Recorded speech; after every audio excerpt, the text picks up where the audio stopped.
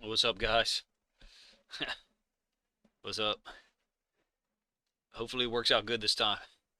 No issues. I fired up the other PC.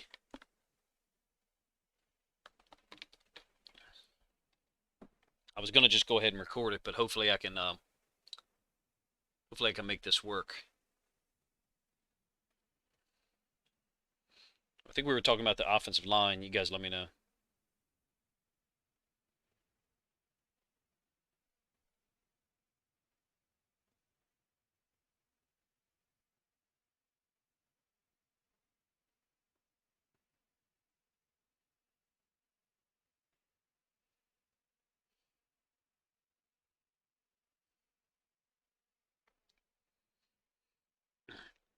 Trickle in.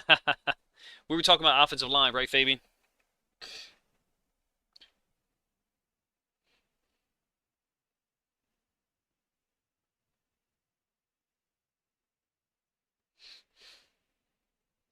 Thank you for always joining the stream, man. Even when I even when I have poor people problems with with the PC, I guess it's outdated. I don't know. That's what I thought, Owen. Yeah, that's what I thought. I'm gonna get off the screen with Harbaugh or them two old ass looking dudes. All right, let's go back to the O line. Yeah, yeah, you're right. Hold on 1 second. I gotta do one thing on my streaming computer.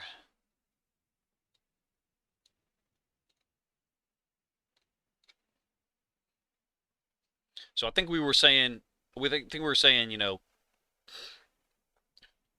thinks we're gonna go um at 14? Who thinks we're gonna go O line? I guess this is all kind of exercise in futility because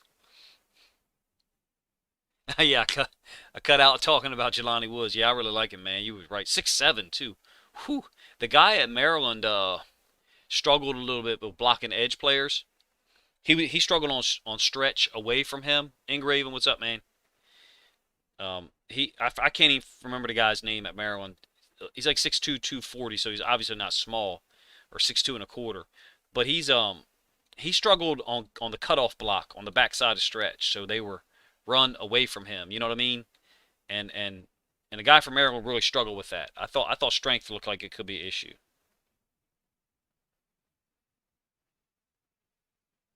All right, so who thinks the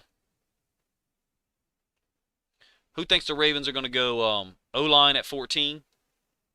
Athenian, what's up, man? Thank you for joining in. I don't know if you saw the post in the Discord, Athenian, but I was trying to let people in the Discord know I was streaming. Athenian, we're thinking about recording something in the Discord, like as a conversation. If you want to join up in there one time, we were gonna do it tonight after the live stream, possibly.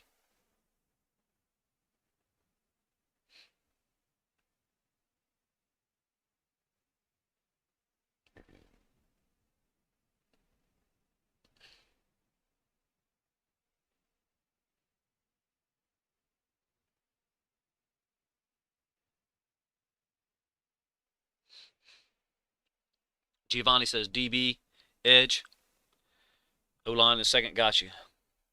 Jordan Davis at 14. Okay, I mean Josh. First of all, thank you, man. What's up, man? Hope things going good. So we'll create a third column for you, Josh. We'll just name that third column Jordan Davis, because yeah, it was pretty incredible. It was pretty incredible. DB. I mean, you know what I think. I like Sauce. I like Ahmad Gardner for real. Trade back, bad joke from before. Okay, I like that too, James and Victoria. I never know what to call you. I should just call you JD or JV. Sorry. I think they're gonna go O line, but like Skeptic said, there's so much value at DB. It seems you guys tell me if I'm wrong. It seems like the positions that the Ravens have needs at is what this draft has a whole lot of. Maybe that's not accurate because the O line doesn't have a ton.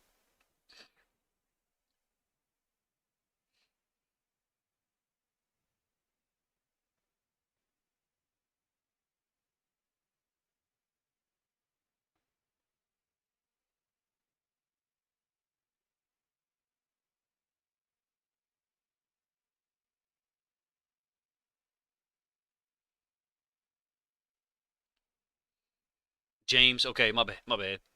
DB Fabian. Oh, center. Okay, yeah. Owen, good point. Good point. Stingley looks good to me too, man. I mean, I don't know, and I'm not just talking about like the video of him and Jamar Chase going up against each other, but Stingley looked complete his game film. I could. I was telling my wife. She asked me the other day. She was like, "How much film do you want to watch?" I said, "Sweetie, I could spend a week just on the SEC, and then I could spend another week on the Big Ten." I don't know. Maybe it's just an addictive. I have a very addictive personality, as you can probably tell. So I would watch film, of any football team in depth. Um, it's fun to me. Ingraven, who do you think they're if you're still here, who do you think they're going to take in the first round? O line or DB slash edge or Jordan Davis? So I guess um, the Tyler Lindenbaum or whatever, how you say, that's got to go. That's got to be O line, right? Who was that that picked him?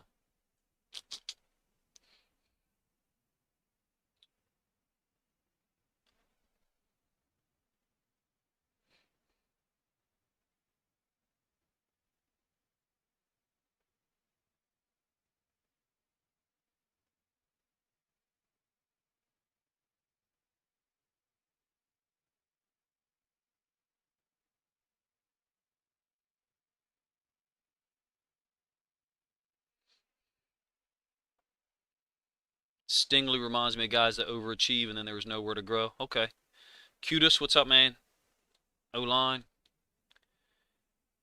Yep, same thing, skeptic. Well, that's why like after a certain amount of time at the varsity level in high school, after like 9 years, I had to step away. It was too much. It was consuming me. I mean, I just don't. It's just the way I was raised. You just go all in. Jermaine Johnson, I think, is pretty unbelievable. Josh, maybe you joined in a little later. You weren't here for part one of this before my computer crashed. Um, but yeah, I mean, Jermaine Johnson or Trayvon Walker would be the guy that I would pick if it was me. And I'm talking about at if I had the first pick of edge guys. I'm not saying the first pick overall, but the first pick of edge guys. Yeah, the next. I mean, I know everything's going to change between now and the draft, but it's it's the most fun I've had. I've never gone to draft. I've never gone to draft parties and stuff. I don't know. I'm just not one of them people. But I might this year. Move down and get Jermaine Johnson. Wow. I mean, kudos if that was to work out, then that would be a smart, move. If you can move down, gain an extra third or something like that. Best player available, yeah. I mean, I'm fine with that too. I like Charles Cross. To me, if I could have the draft work out anyway, it would be Charles Cross at 14 for me. I think we have to have the O line improve drastically.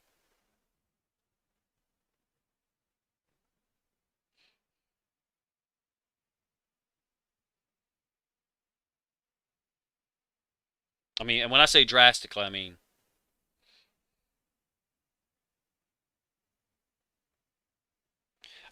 that they have to kind of go overboard with the O line. If you ask me, I'm not saying like draft three guys and sign two, but after what happened last year, there is absolutely no way we cannot have the O line be a strong point if we're trying to keep Lamar Jackson long term. I I said it before. I would not blame Lamar if he went through some BS like this year again.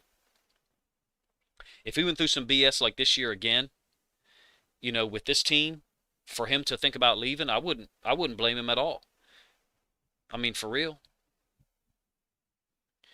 Trade up. To trade up and get a specific guy. I think I said that earlier. I would be down with that.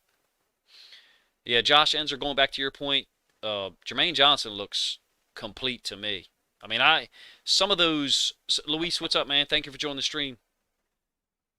Really, really appreciate it, man. Glad to see you in here. I guess you're done studying, huh? When sometimes the guys in college, like Owe was an example. He didn't have any sacks as a senior. Sometimes it's scheme stuff, and he only had 5 sacks this year for the Ravens, but I think he could have had more. I think Owe's an 8 to 10 guy sacks per season at minimum with the proper number of reps. EC3, you said Cross is great in pass pro. I watched a game and a half and I saw all I needed to see. I don't know. I just saw a great player who was dominant. Is there certain things that he's probably better at than others? Yeah, I mean, I'm sure.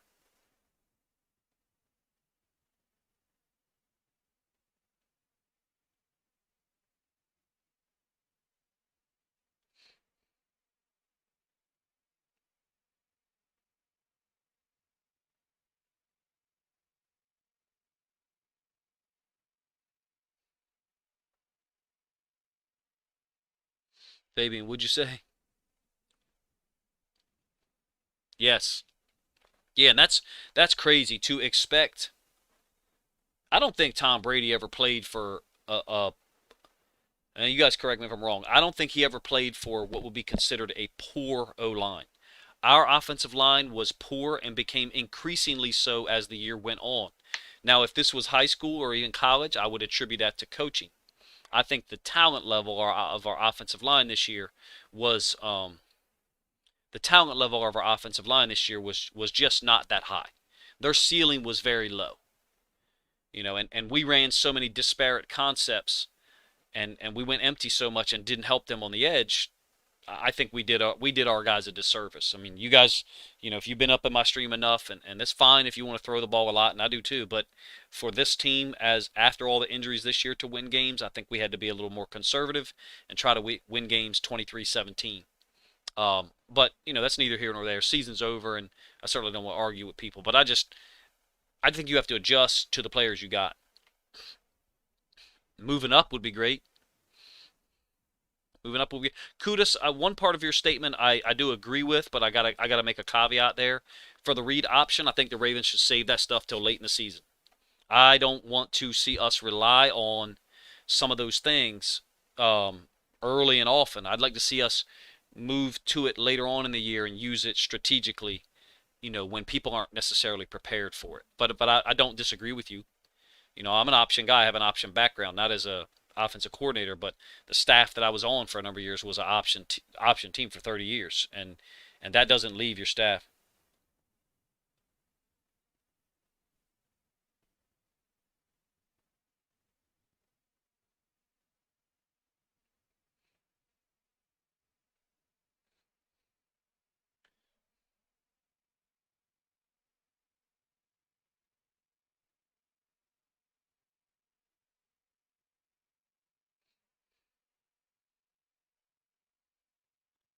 McDuffie, oh, and I don't even know who that is.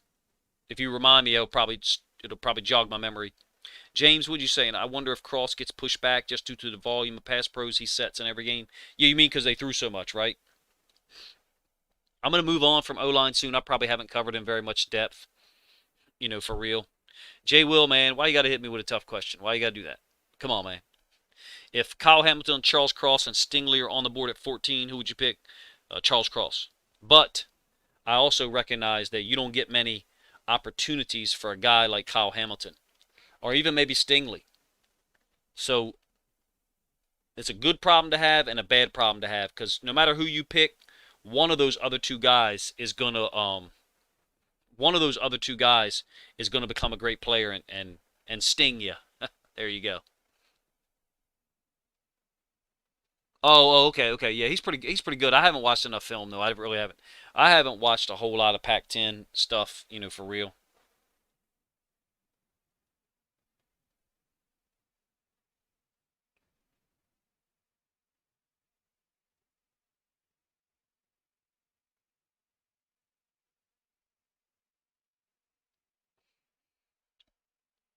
I really like the read option stuff. Kudos going back to your comment, but I don't think it should be the main staple of the offense. I think it should be something that we use late. I mean, I have said to you guys before that as far as let's talk about the season as if the season is a game.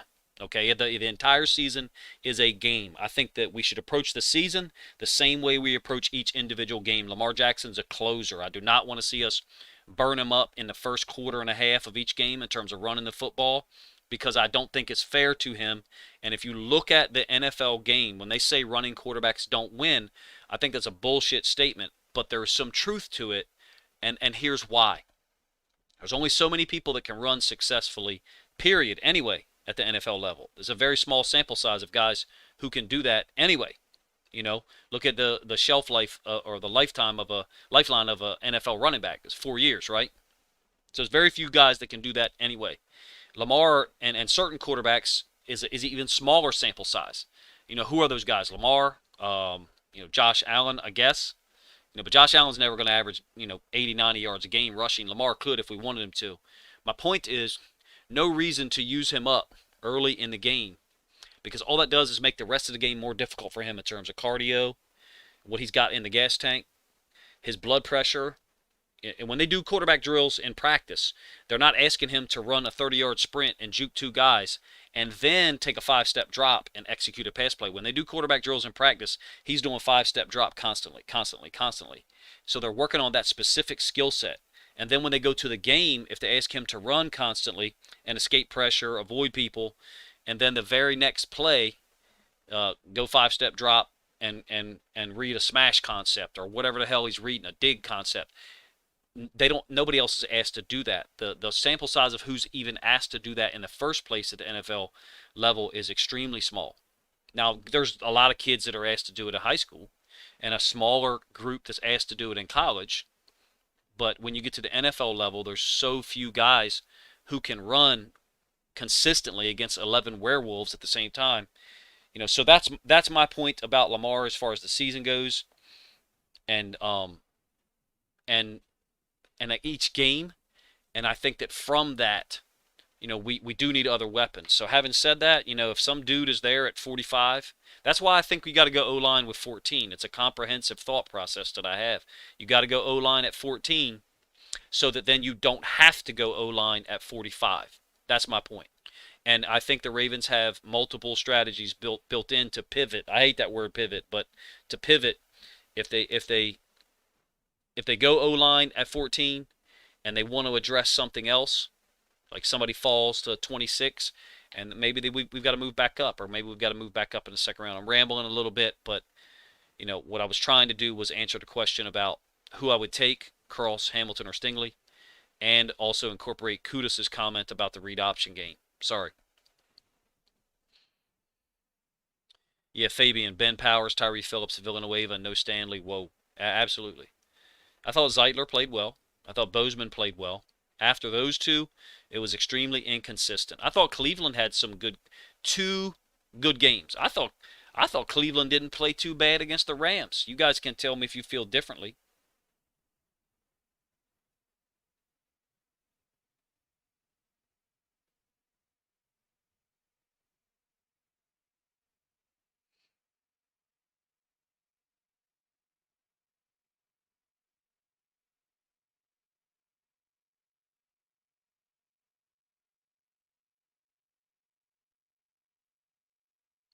You guys can tell me if you feel differently.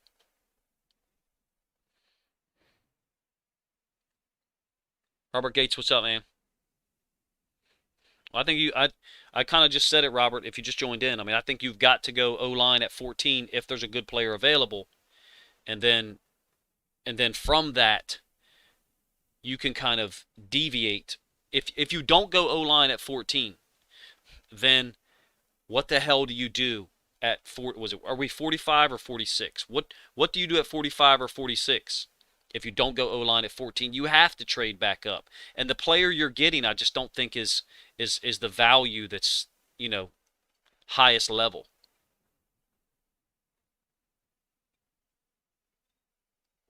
Karuga, I mean, I think that's possible.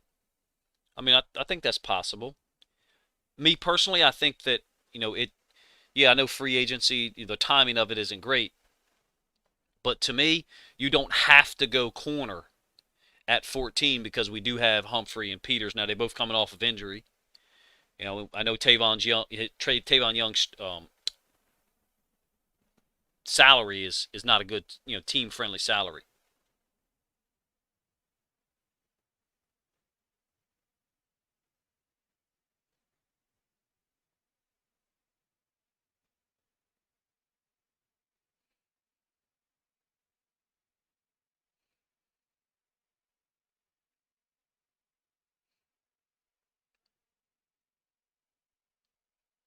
I think O-line's got to be the focus. An edge, to me, is a fourth round pick, maybe a third round pick. Do we have one or two third rounders? I thought we had two, but I thought we had two third rounders, but I might be wrong there. Yeah, Lamar's going to be ready. I mean, the everyone remembers the ending of the season. Like, does anyone remember the talk after week 5? Lamar was a unanimous MVP. The talk after week 6 against the Chargers, when the talk after week 6 against the Chargers. Yeah, he threw 2 picks. One of them was an interception that was dropped, a ball that was dropped by Bateman, a clear drop, and then the other one was a dig route to Bateman. I think that Lamar just threw too late. So to me, after week 6, there's still that conversation. Week 7 was bad against the Bengals. Hey, you know, yeah, I see it. Um, Everybody should recognize now that the Bengals defense was pretty damn good. Look at what they did in the second half of games in the playoffs. I mean, they gave up 19 points in the AFC in the second half of those 3 games. 3 playoff games in the AFC. Raiders, Titans, Chiefs. 19 points in the second half of those 3 games combined. That's ridiculous. So for the Ravens to, week 7, drop that home game looks bad, but, it doesn't look that bad in hindsight. They were better than us. Brissett, first of all, thank you for your comment. I don't know. I don't know what it takes to trade up to 10, Brissett, or 11 or 12. I really don't know. So it's kind of conjecture. I know the Giants got 2 of the first 10, and I know the Eagles got what, 2 picks ahead of us and 1 behind us, or do they have 1 in front of us and 2 behind us? But in any case, I would think those would be the trade partners if we were trying to move up really far, because they've got so many.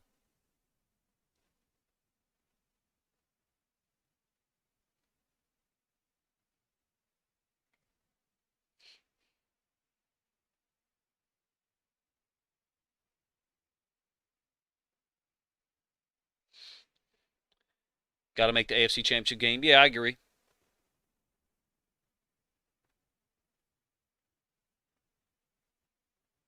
They can. I think they could have made it this year if they were generally healthy. Yeah, the whole skill position thing would be interesting. I mean, there would have to be a guy who there would have to be a guy that we thought was just game changing. Kenyon Green, to answer your question, Jay Will, but I understand people would have a different opinion. I really do. I understand people would have a different opinion about that. Kenyon Green looks pretty solid to me too, but he's a guard, right? Correct me if I'm wrong. He's a guard. So then we'd be looking at addressing tackle in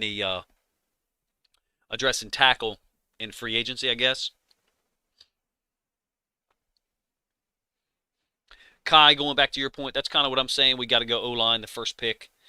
But look, these dudes right here. I mean, hey, I'm on record as saying I think this guy right here is as good as advertised. As good. Stingley, I didn't do a picture of Stingley here, but Stingley is right there in terms of some of the plays he's made. But I mean, nobody beat Ahmad Gardner. If you find the film of Ahmad Gardner getting beat by a post corner or getting beat by a slant, he didn't get beat by double moves. He didn't get beat by 3-step routes. He damn sure didn't get bullied. I mean, the only thing that people did was, maybe they ran at him and left him unblocked. Daxton Hill is pretty damn versatile too. I mean, these guys would be great additions to your team. Roger McCreary, I have a little less. I think his ceiling is not as high, but still a pretty damn good player. Stingley, a good player. Hamilton would be amazing.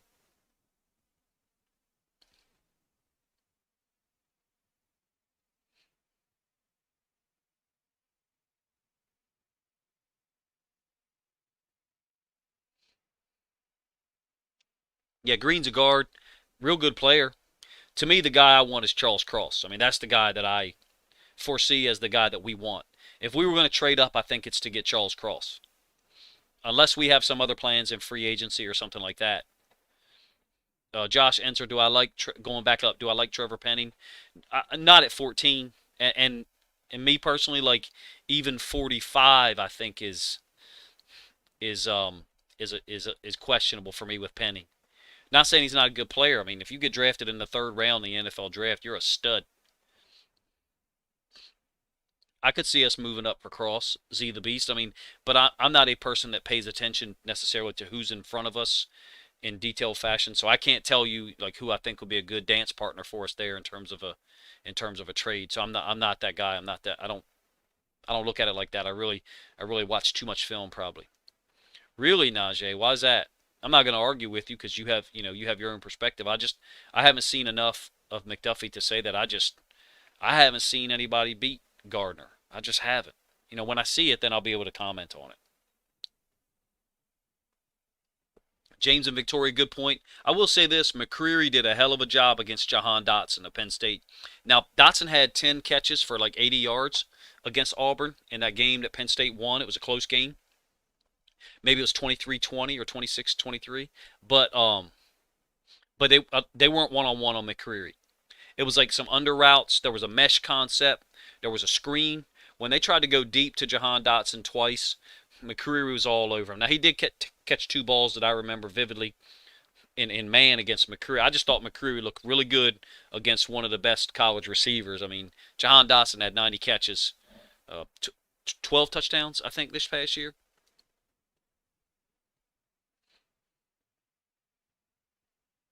Yep, I agree, Lou Breezy. I agree. Get a better picture after free agency. It would be wonderful if the Ravens go into free agency and get a tackle. To me, that would clear a lot of things up.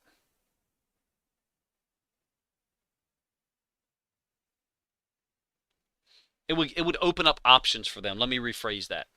So I'm not a huge fan of the trade back thing. I think Skeptic or somebody else earlier said they're not a big fan of it. But if we did get an offensive lineman in free agency, it would open us up to getting, if we wanted to trade back 4 places or 6 places and pick up an extra second or third rounder.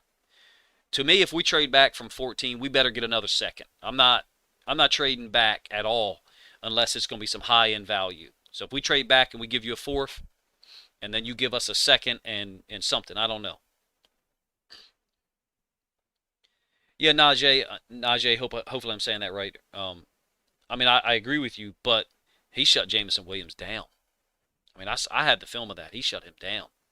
I do like what you're saying about McDuffie, especially if he could tackle, because Gardner, does not. Gardner has made some tackles, but he's not great against the run. There can be no question about it. Desmond, really, you probably can't afford to get a tackle. I mean, so maybe we got to draft one. Good point.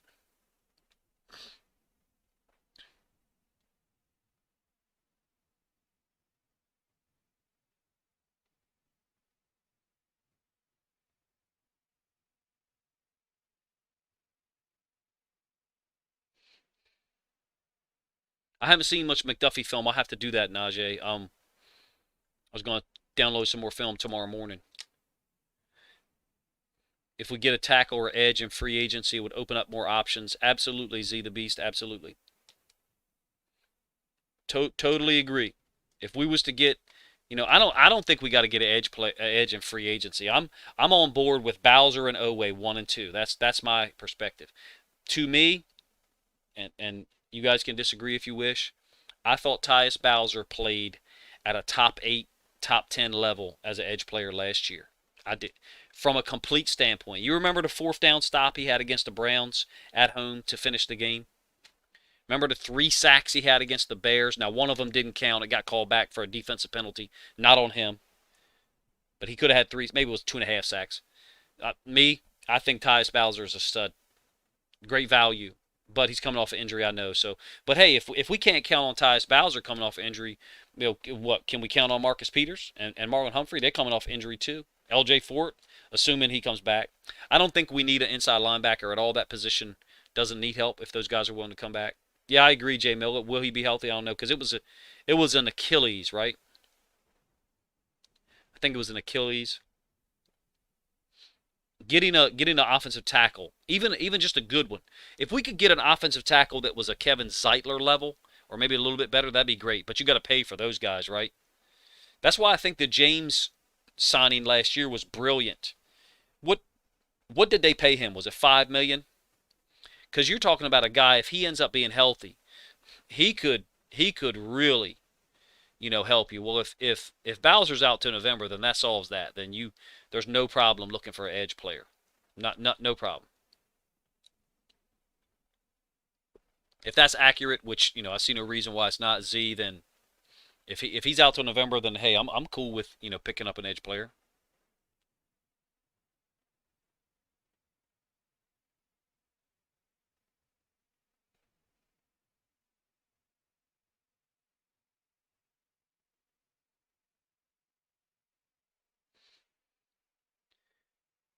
Yeah, I like the signing of James. I like it.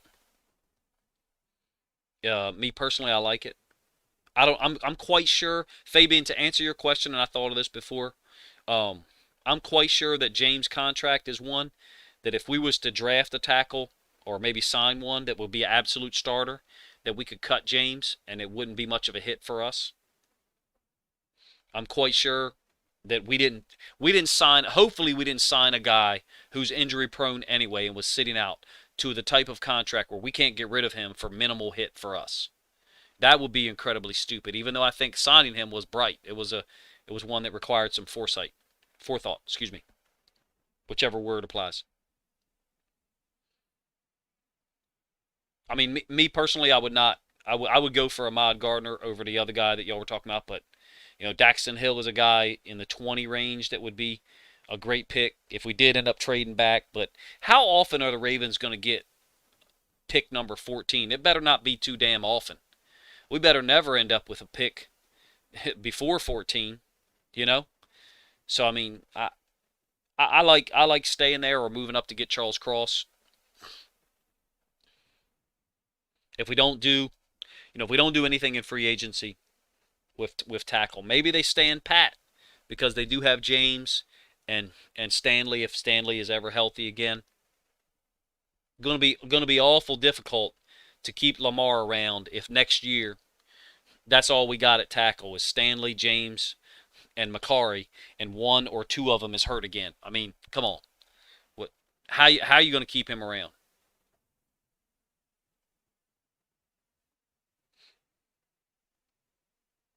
Yeah, I don't know a lot about Armstead. I know he's pretty big and talented. I know a lot about Trent Brown though. I'm sure it would take a hell of a lot of money to get them guys, right? So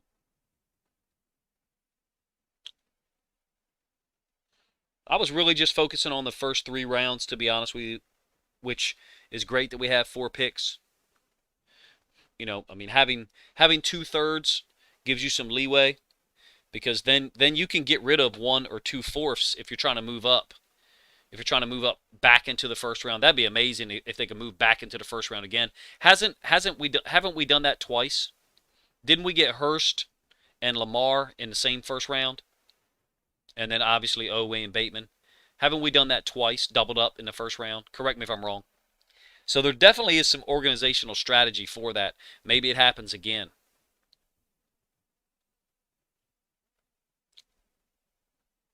Yeah, Tyler Lindenbaum, or however you say it, looks fantastic. He looks fantastic. All depends on Bozeman, right? All depends on whether Bozeman goes somewhere else or stays. We certainly can't afford to pay a whole lot of people. That's why I was hoping that we didn't have to go edge player or anything early because we've already got money allocated for that.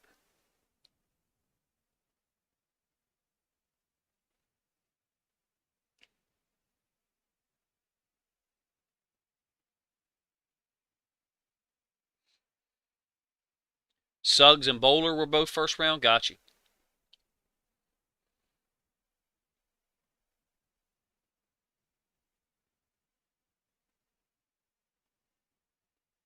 Wow, I didn't realize that. Suggs and Bowler was both in the first round. So it's clearly an organizational strategy. Has any other organizations even done that like 2 times in that time frame? The Ravens have done it 3 times. I guess 4 dating back to '96. It sounds like. I wonder what it would be great to hear them comment. Maybe they have on where that strategy comes from. I think I do have some DB film. I'm gonna show this DB film before I uh, cut this off. Appreciate you guys joining the stream. It's been too long since I've been able to stream consistently. Tomorrow night I'm going to do a stream on Ravens film. It's going to be kind of draft independent. One of the guys I'm actually going to stream about tomorrow night is right here. I personally think they should be. I personally think that we should be, keeping this guy right here. I trust what he can do, and I think he's versatile and he can play against the pass. I love his awareness level. And I'm rewinding too far, but I love Josh Bynes' awareness level, his leadership. Man, I know Bobby Wagner's available. I don't know what his strategy would be, but Josh Bynes is going to be available for next to nothing, and we're going to have money and allocated to other positions. Bozeman about $10 million per year. Wow, isn't it crazy that we all say that's cheap? I hope. I mean, Chris Westry's he's back, isn't he? I damn sure hope he is. He was hung out to dry sometimes last year, man. Bynes is the glue. Bynes is that leader that you need on your team. I thought that was obvious that he was a leader from the moment he got back on the field. Yeah, I knew the Giants and Eagles did. Forgot about the Jets, really. It's easy to forget about the Jets, I guess, right? They seem to waste high end. Think about them teams that pick in the top 6 or 8 every year. It's just crazy. Just crazy. And we're at 4 as a Ravens fan base, we're at 14 and we're excited as shit like we've got the number 2 pick. For us in our brains, 14 is like a 2 or maybe a 3. Other teams like the Jets, some of them other teams, 14 would feel like they were drafting at the end of the first round. To us, it feels abnormal. I think it does anyway. Man, I say keep the inside backers the same. Look, if you've been listening to my channel long enough, you know how I think LJ Fort is an incredibly underrated player. Great against the pass, really good against the run. I think Bynes, Queen, Fort, and whoever the 4th guy is, Board or even what's it, Welch, 57, I think, Welch.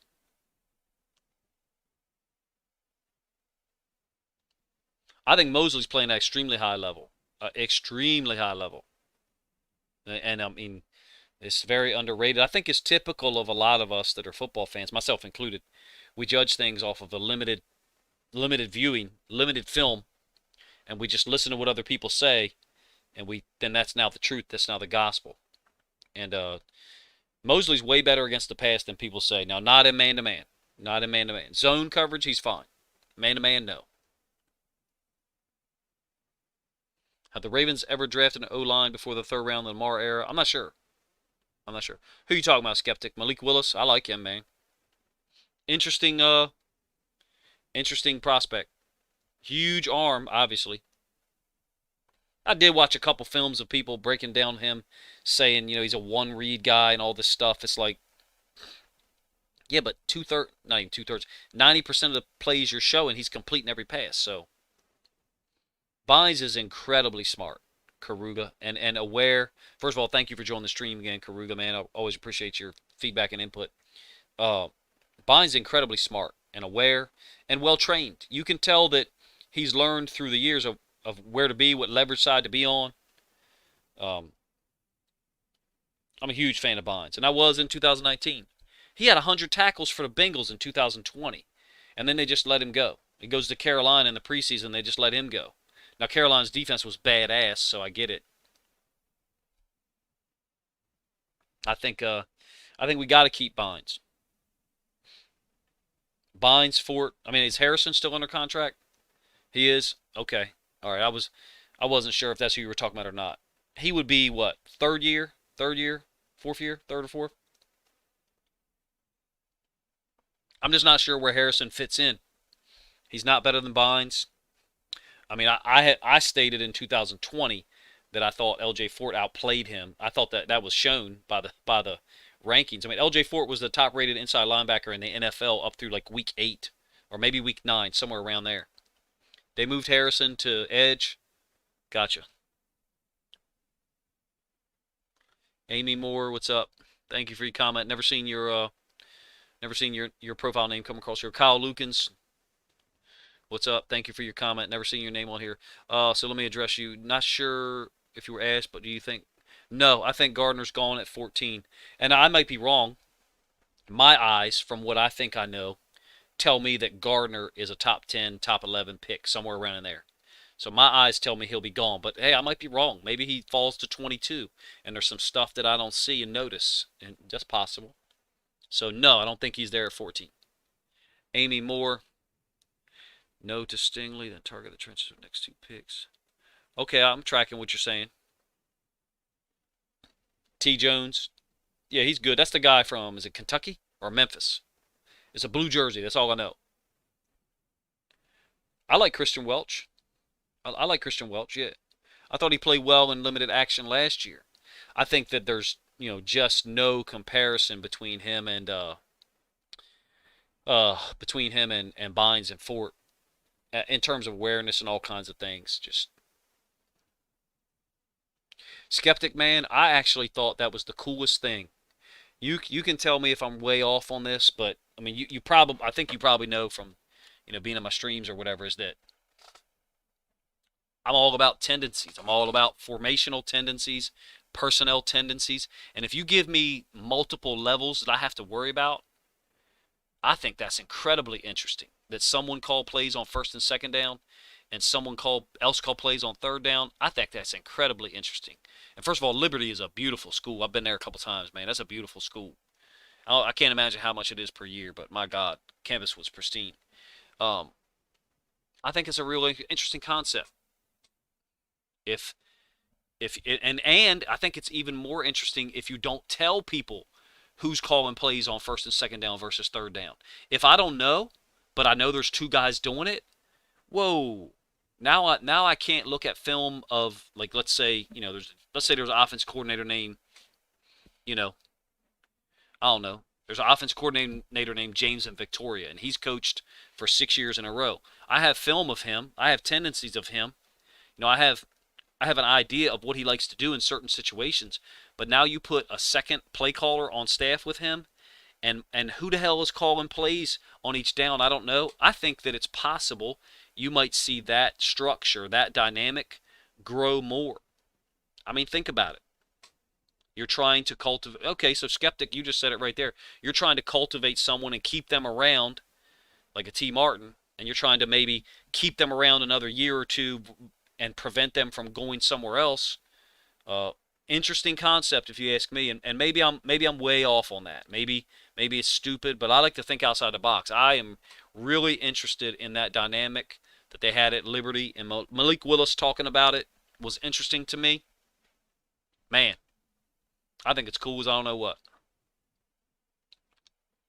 Amy Moore, I don't know a whole lot about Raman. That's the guy from I can't remember the school. Big Ten school, right? Um, if we don't go O-line in the first or second round, I think we are remiss. But that depends on free agency, obviously. What happens in free agency. I just think that O-line's got to be addressed, being as our best player is our generate. Look, I think Lamar Jackson is the best offensive player the Ravens franchise has ever had. And we had a 2,000-yard rusher, in Jamal Lewis. But I think that it's no question. He's the best offensive player we've ever had. He's the most generational talent we've ever had, in the entire franchise, other than Ray and Ogden, probably. I don't know how we don't protect him more.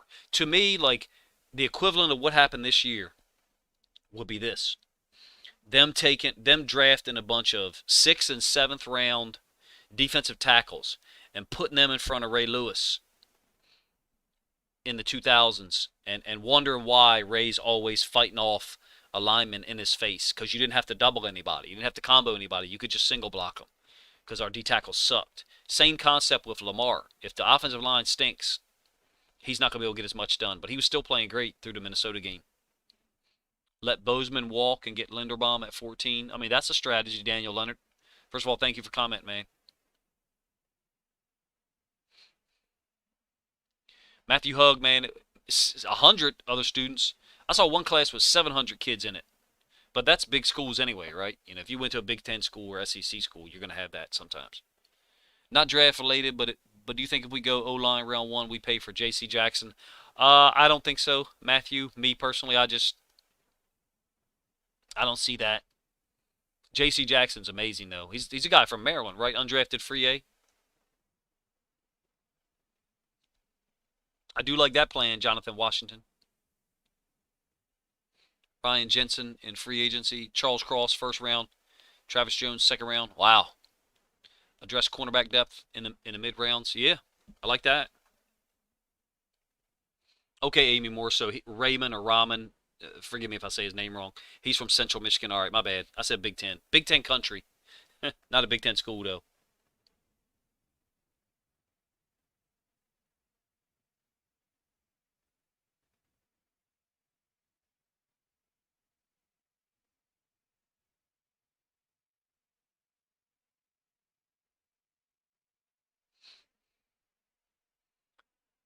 Yeah, I think we've got to go O line early to help Lamar out and to kind of show him, hey, we're serious about this. Somebody earlier on, I'm going to cut this stream probably in a couple minutes, guys. I really wish that I could do some of the what's the thing called on Twitter?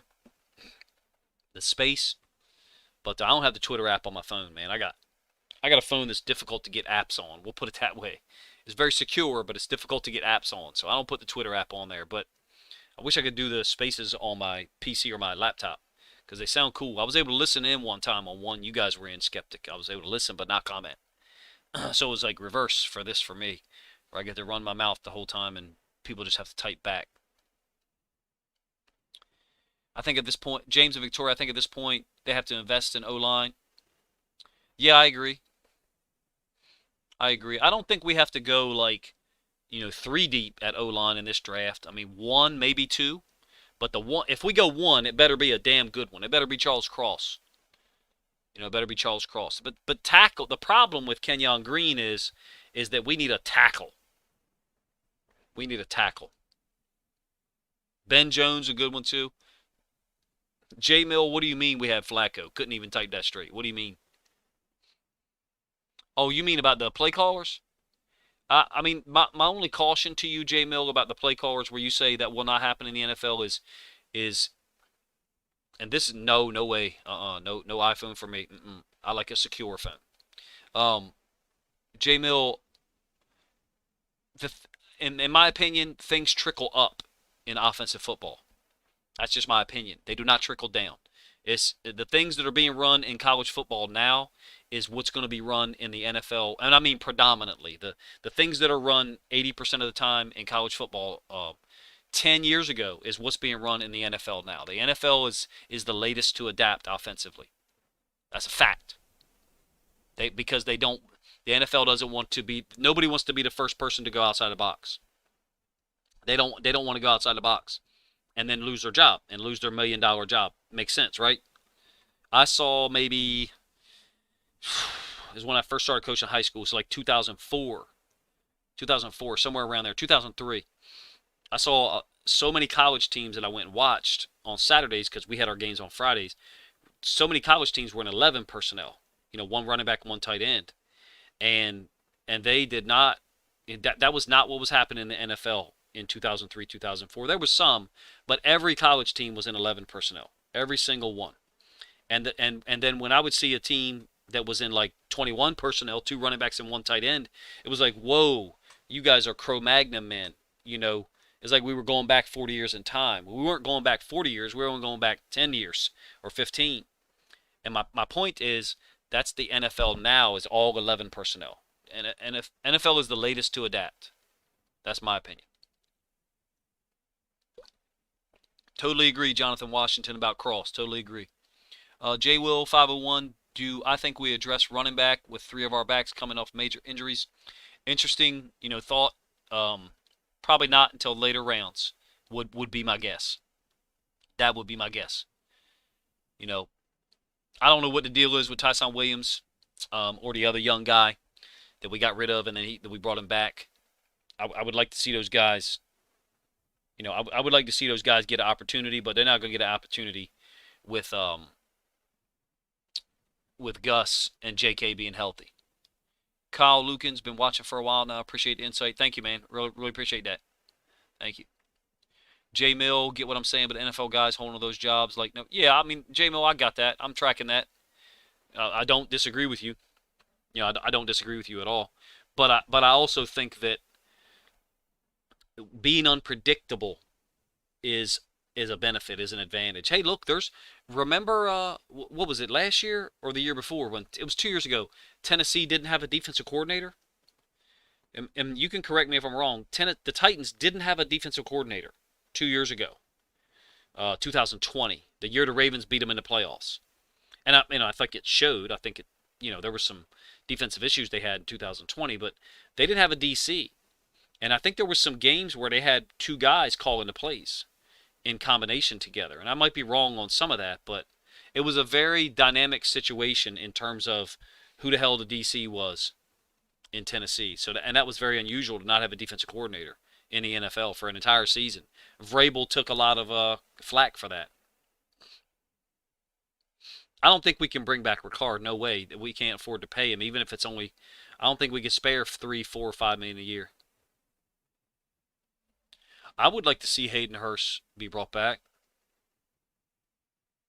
I would like to see Hurst brought back. I think he's got a lot left.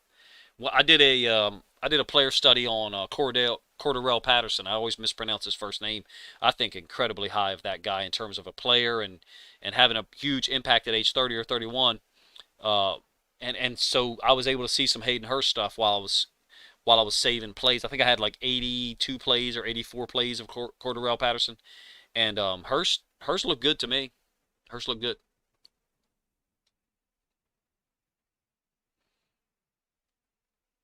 J Mill, what I'm saying makes sense since the Dinos need the meteor to hit to change. Yeah, yeah, on some level. Yep, got you. It just things have to be shown to work before NFL guys go to it wholesale, and that's what I mean by trickle up. I'll say another thing this way: the athletic quarterback who can run and move is, how many of them are there in the NFL? I don't know. Let's say there's 10. Let's say 10. Maybe the number's 8, maybe it's 14. I don't care. Whatever the number is, it's 10. Let's say 10. Then 10 out of 31 NFL teams, so a little less than 33%. In college, that it's not 33%. In college, it's 55, 60%, maybe more. In college, if you can't move as a quarterback, you're not playing. Period. And in high school, I think it's an even higher number. I think that you're putting your best athlete at quarterback in college almost a higher percentage of the time than you were 30 years ago. 30 years ago, you had so many caretakers or whatever it is, whatever the word is. Don't you think Ricard is worth the money, Kyle? Not in our situation this year. Not how close we are to the cap limit. No. I like Ricard. I think he's a good football player.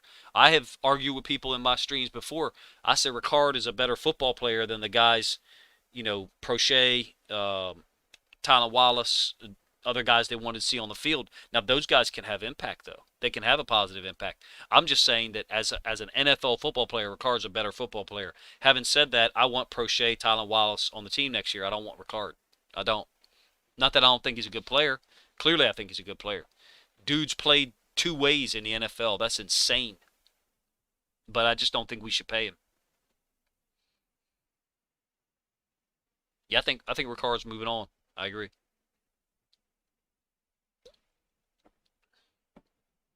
I think Bobby Wagner is a great player, a really great player. I remember the game the Ravens won up in Seattle when Lamar scored on that 4th and 2. Wagner played well that game.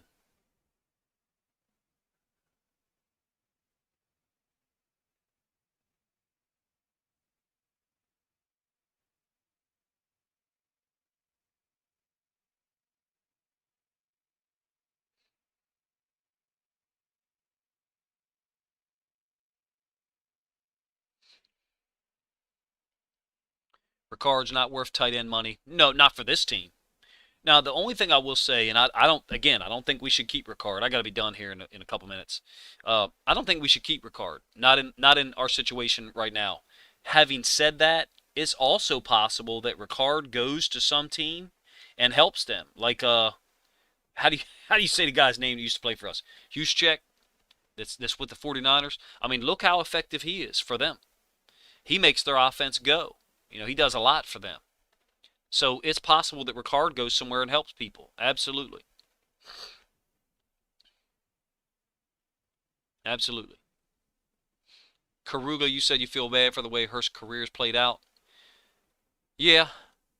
Good point. Good point. Yep, good point. That he's now behind Pitts. Well, but he's a free agent now, right? Isn't he a free agent now? Yeah, I'm not sure about Boyle. I really like Nick Boyle as a player. I do. But I thought he looked limited last year physically. I did not think he looked healthy. He was moving slow. Let me put it that way.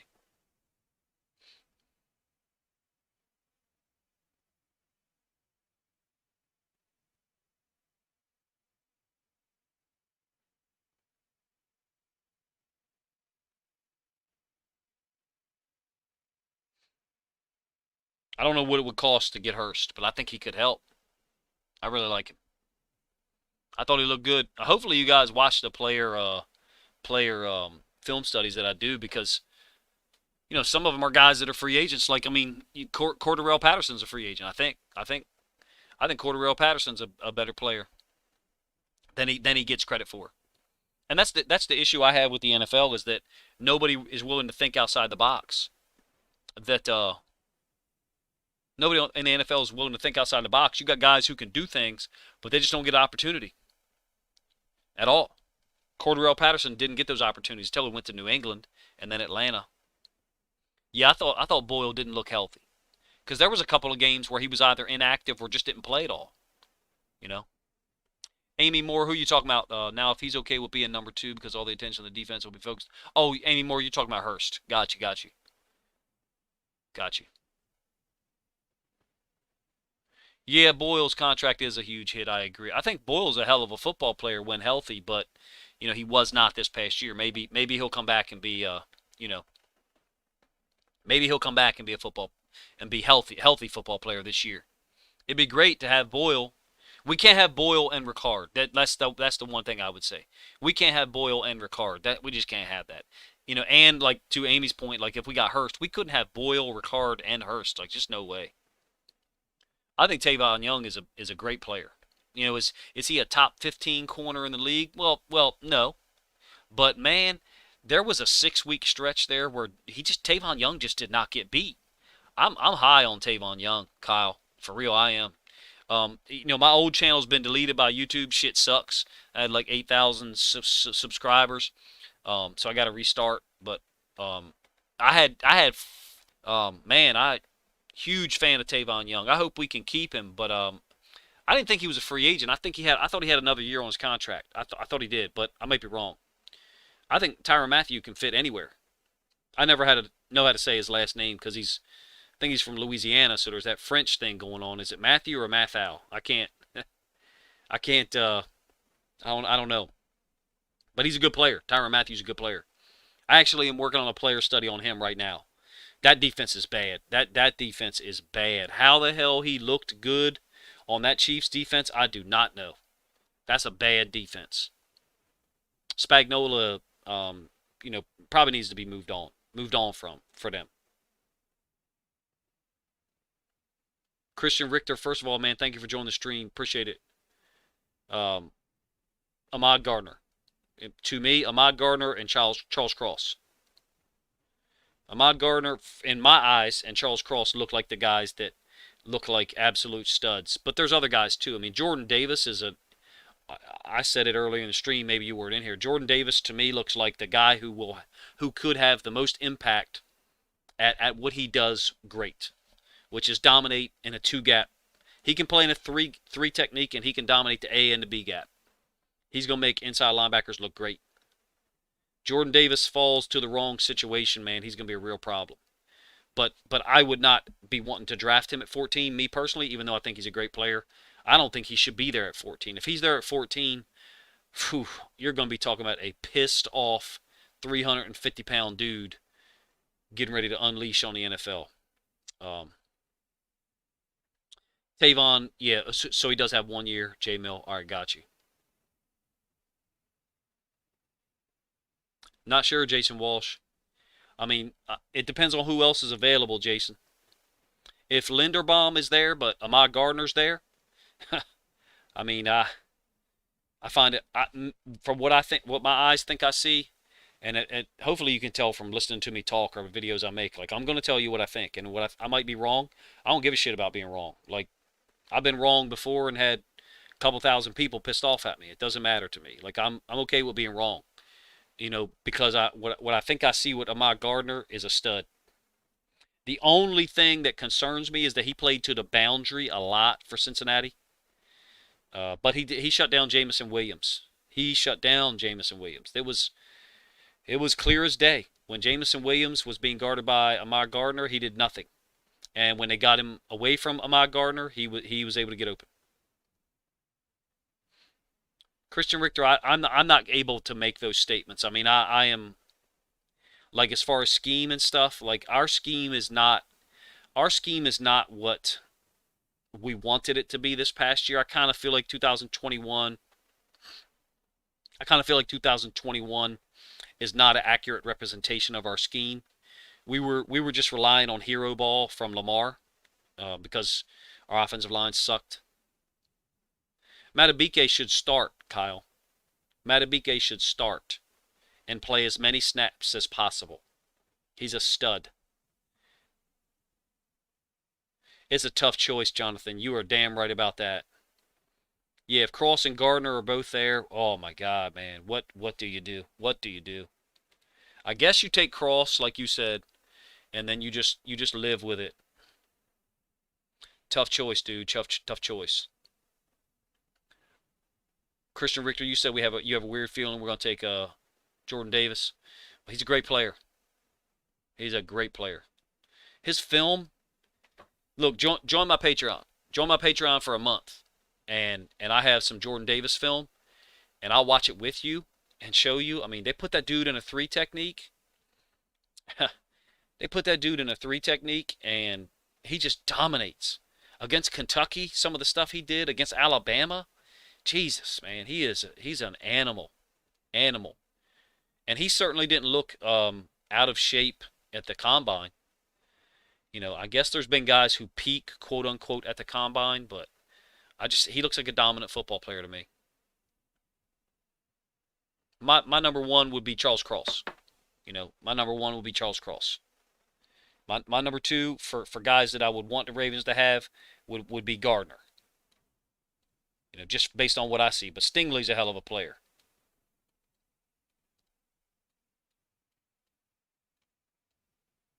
I really like Jermaine Johnson. I really like Jermaine Johnson. I really like Trayvon Walker. If Trayvon Walker gets taken in the top 10, then you're going to have some interesting guys fall to that 12, 13, 14 range. So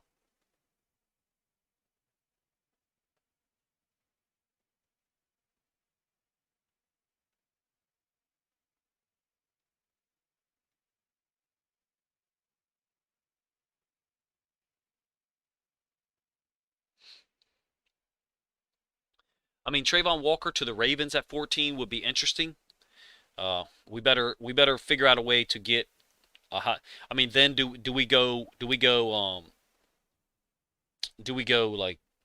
penning where we can in the second? J Mill, I think Walker can play either one, man. I think Walker can play interior D lineman, like in a 4 technique or maybe even a 3 or a 4-eye. And going back to what I said earlier, Couch Rider, what's up, man? Thank you for joining in. There's a front. I'm gonna try to find a regular look. In college, well shit, now we got one right here. In college, there's what's called a tight front that a lot of people are playing. It's a nose and 2 4-eyes. 4-eyes is inside shade on the tackle, excuse me. And Trayvon Walker played a lot of that for Georgia. He played a lot of 4-eye. He did play some edge. He does look like a really good player to me. Kyle, I don't know. I don't know enough about Stingley's tape. SEC is something other than Georgia and Alabama. I haven't watched a ton of it. I'm going to be for real with you. What I have seen of Stingley looked pretty damn good to me. I've watched a lot of Big Ten in the last 6 or 8 weeks. I mean, look, if you've paid attention to my channel, which you said you have, I mean, my whole first channel got destroyed for College All 22 film. They deleted it like 2 weeks ago. So I mean, I was planning on doing some SEC stuff on that channel, film studies, and then after that, like, what you gonna do? You gonna keep putting all 22 film out there, college, on my new channel and get that one deleted too? No.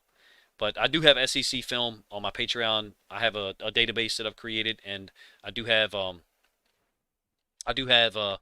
lot of college film there for people to watch. So I watched it with some guys maybe 2 nights ago. If Pickett and Willis go top 10, oh man, Amy, what a great point. If Pickett and Willis was to go top 10, woo, you could talk about some really great players being there at 14. Yeah, I don't know enough about penning and whether that happens consistently, you know.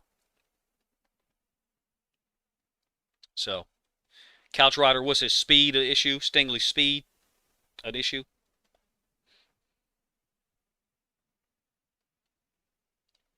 I like Kenyon Green too as well. I mean, if you trade down and you get value,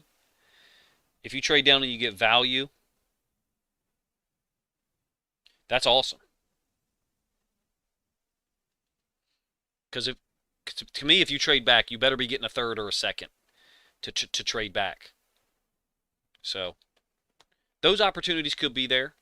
I kind of like what Skeptic said earlier. Like the trading back thing to me is a last option, and it depends on how free agency rolls out. Look, you guys should be excited. We should all be excited. I'm going to end this up on a positive note. We should all be excited. This Green's a guard, I think. Jonathan Washington. I think he's a left guard, I believe. Like I said, he's SEC. I watched a game and a half, and that was it. We should be excited, man. This team was decimated by injuries. Lamar missed that game the week after Miami, I think, from illness, non-COVID, right? I think maybe. Um, and we still were right there after the Minnesota game, first place in the AFC, which was ridiculous. If our team is healthy this year and we do a good job in the draft and free agency, the Ravens are right there. They're right there with every team in the AFC, including the Bengals. I think it's a good thing that the Bengals whipped our ass twice in a season like this. I do. I think it's a good thing because like in a high school situation, we would say it shows us what we've got to get better at as coaches and as players. Now, if you think the Ravens coaches can't adjust, then maybe you don't think it's a good thing. I get it.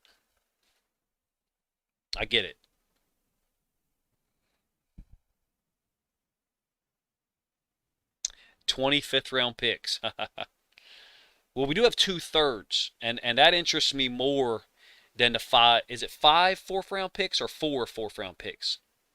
The 2/3 is what interests me the most because I think the opportunity to move back into the first is there. I really do. I think it's there. If we wanted to go, high level athlete at 14, and then Penning or Raymond or Rahman, however, or whoever's available there, early round 2, late first round. I think the opportunity's there. So, man, that's awesome, Christian Richter. If he's the best offensive tackle, that'd be amazing. That'd be amazing. Yeah, our scheme was poor, Caleb. Our scheme was poor, and I think I was saying that early and often this year. I think a lot of other people were too. So if you're in the Discord with me, I'm gonna jump in the Discord with some guys. I think, and we probably gonna talk some more draft stuff. I probably got to shut down this stream here in a moment. My wife needs me, but man, appreciate you guys joining in the live stream, especially after it crashed the first time. I'm gonna be streaming tomorrow night, but it's not gonna be draft stuff. It's gonna be Ravens film, and I know there's probably gonna be draft talk happening. But I'm gonna show film of Josh Bynes. Basically defensive film. Josh Bynes, Matabike, Owe as well, even though I did an Owe video the other day. Some Brandon Stevens stuff to illustrate that I think those guys can play. We don't need to draft We don't need to draft interior D linemen. If we bring Campbell back, we don't need to draft interior D linemen with a high round pick. Now, if we wanted to do it with a one of them fourth round picks, fine. But Campbell can play. Matabike is a stud. I'm not sure first name what our cap is. I know it's not great though. I know we don't have a ton of cap space. So if you guys are in my Discord, meet me in there in a couple of minutes. I got to get ready to roll. Yeah, James, appreciate it, man. If you haven't thought about joining my Discord, which is a part of my Patreon, man, it's it's $5 a month. So yeah, that sounds steep because I know a lot of people's Patreon is $1 a month. But look, for that, I have set up a Discord community app. Even though Discord across the world crashed earlier today, apparently it's fixed.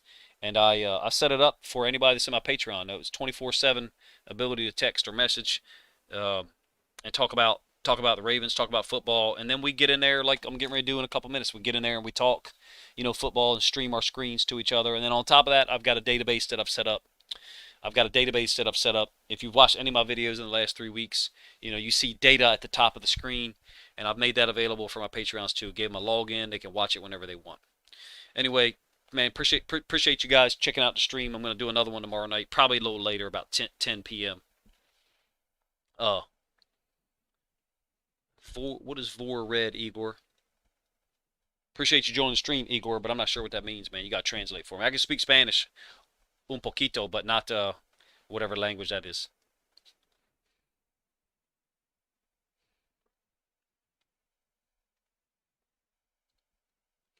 If you join the stream tomorrow night, we're probably gonna do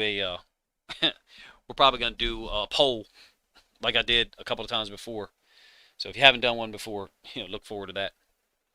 Yeah, man. Later, you guys.